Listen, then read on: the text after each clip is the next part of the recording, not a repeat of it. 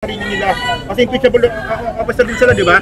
Huwag niyo ako ipahama ka, meron pa kami. Meron pa kami. Hindi kaso yan, ano lang yan.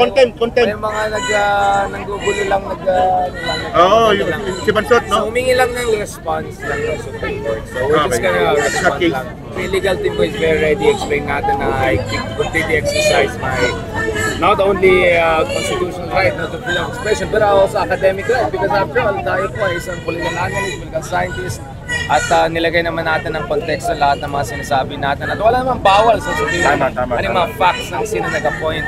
Especially kung nagbibigay ka naman ng konteksto. And just on the record, nag-reach out din naman ako sa Supreme Court to get their side of the story. So, we have everything on the record, lahat may resibo. So, yung mga gusto mag-legal harass sa atin, mag-silence sa atin, sorry na lang, lalo tayo naging makulit. O, tuloy, dumami pa tayo mga vloggers. Parang di naman kayo stress eh, no? Parang wala lang eh. Parang medyo late lang ako natulog eh. Maraming Netflix pa.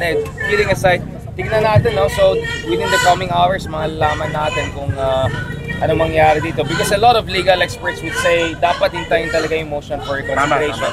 Pero may teorya na baka kung pipilitin na patayin na itong trial na ito ngayon pa lang, ang mangyayari is parang molten academic na lang maging issue ng motion for reconsideration. Pero hindi mawawala yung problema eh.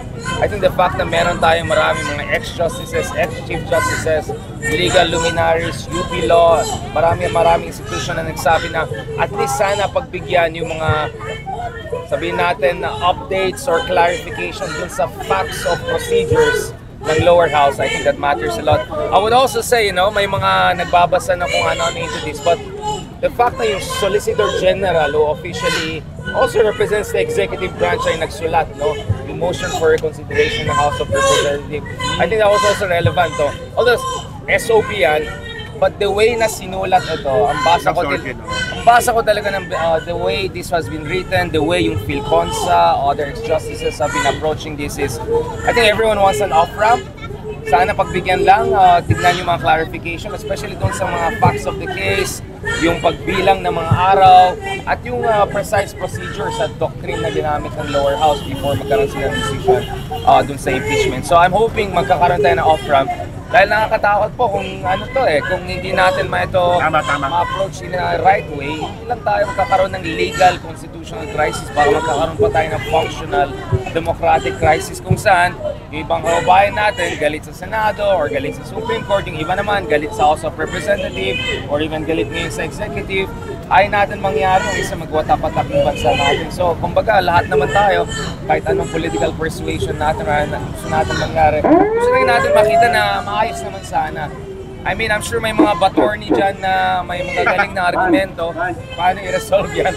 Pero sana makinig talaga tayo sa mga tunay na legal luminaries at sana the cooler heads and the more sober heads prevail. After all, pagdating sa fourth tweet, ang tagal-tagal. Sana naman, hintayin nila na isa pang mga ilang araw na lang, di ba? Or mga ilang weeks na lang, baka magkaroon din tayo ng final idea sa motion reconsideration. At kung sinabi ng Supreme Court, yun na yan, talagang they'll stick by it kasi 8 justices ang dapat mag-reverse, right? Kung talagang hindi mangyari yan, okay lang, balik ulit. Next year, di ba? February, pwede naman sampa ulit. And as we speak, alam natin yung Quadcom 2.0 is back, di ba? So halos lahat naman sila nanalo eh. Yung natalo lang naman, nanalo sa ibang bagay sa buhay, pero at saka natalo hindi sa congressional race, di ba?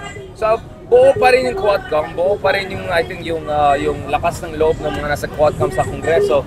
So hindi mawawala ng issue na yan. And huling-huli, huwag natin kalimutan, hindi sinabi ng Supreme Court na acquitted si Vice President Sara Duterte dun sa yung mga allegations na naging basihan ng impeachment articles, Walang basihan at walang kinalaman yung Supreme Court ruling pagdating dun sa substance of the impeachment. Procedural lang po yung issue. So hindi pa rin acquitted si Sara Duterte at hindi totoo yung sinasabi ng iba ng Supreme Court ay nagsabi na walang kaso or anything like that. Procedural lang po issue na yan. Kaya I'm hoping we'll find an off-ramp. Sige, hindi na ako magsalita, baka ma-petition na naman tayo ng Salamat, Richard.